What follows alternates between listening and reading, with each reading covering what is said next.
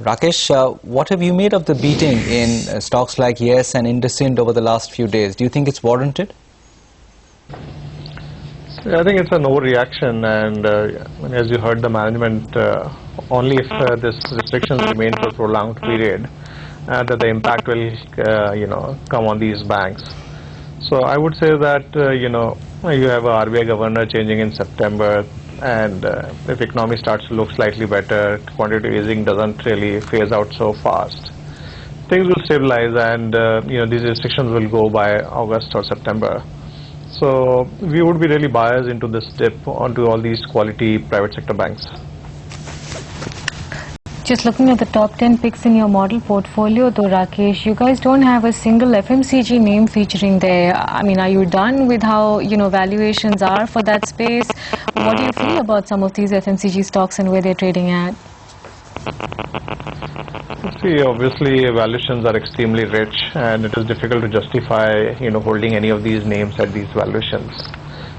So, while we are not telling investors to really dump them and get out as yet, they can continue to hold on till the time there's some more uncertainty. But there are better plays and better values which are emerging. So eventually they'll have to take a call and, shift to some of those private sector banks or high dividend yield PSU stocks, which we think can give better return over the next 6 months. Just going back to Ambuja, because the stock is now down nearly 15%, Rakesh, to 164. Is there any recourse that minority shareholders have to corporate action like this, and they'll just have to grin and bear this kind of exercise of taking out cash and this destruction in their market cap?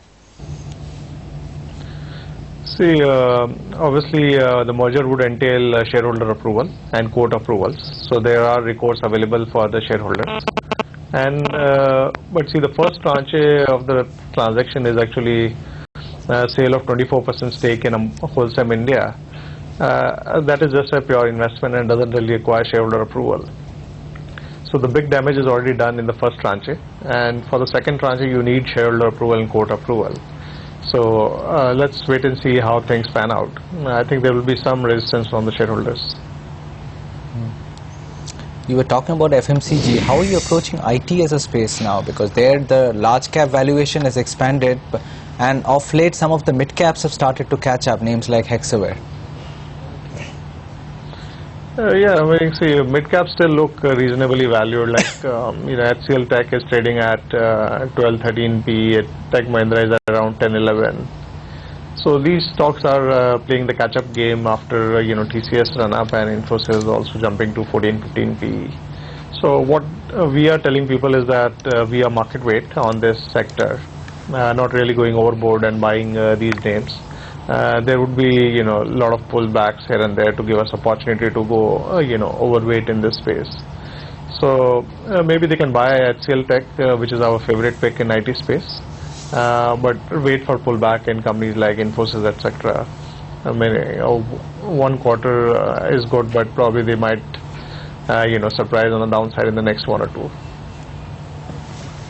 What do you guys hear about fund flows though, Rakesh, and what kind of flows one can expect going into the month of August? Do you expect activity to pick up in a market like India, or people still a bit disinterested in this one? See, if the rupee stabilizes around the current levels and the volatility reduces, I think funds flow will improve.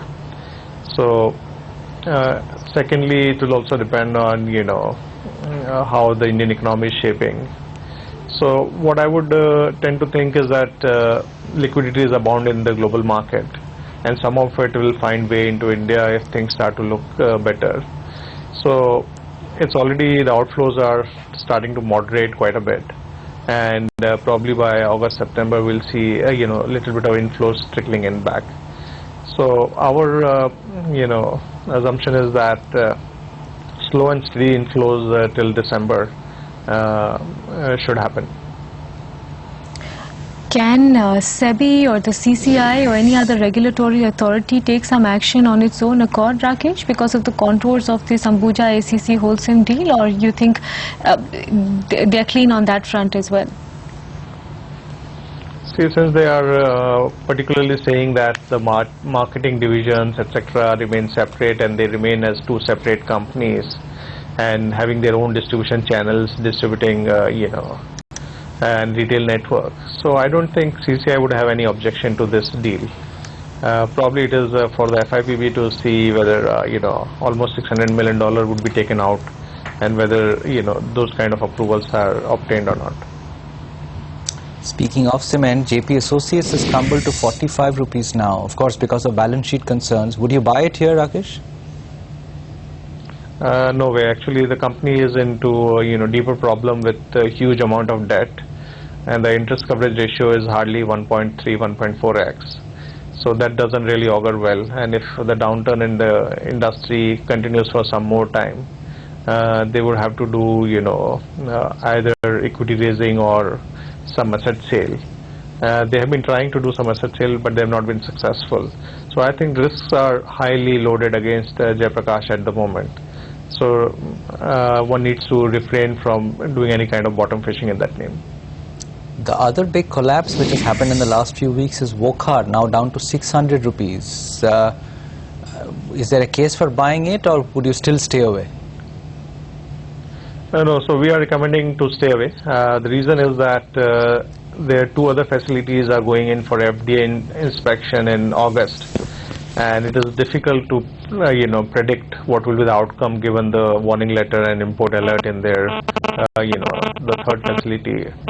So it is better to stay away and wait for clarity on those two facilities, because the impact is going to be much sharper, almost 30-40% of earnings.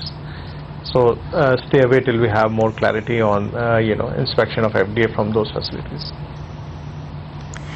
JB Associates will face some difficulty cutting a deal, is putting it mildly, Rakesh. But are you getting worried about what might happen at individual corporate levels? Because that was more or less robust through the course of this year. Stock level action, corporate action, deals getting done, money coming in. Because of how business is struggling, do you think companies will start facing a tougher task or a tougher road on that count as well? See, that's the reason public sector banks are going down under, because these large corporates probably would be coming for restructuring, and that would be the sign of bottom. So yeah, I think we are not really hit the bottom in terms of restructuring and NPAs, and probably in the next 3-4 months, if things continue at the sluggish pace, we will see a lot of these large companies come up for restructuring. Okay, Rakesh, always good speaking with you. Thanks for stopping by today. That's Macquarie with their views on the market and more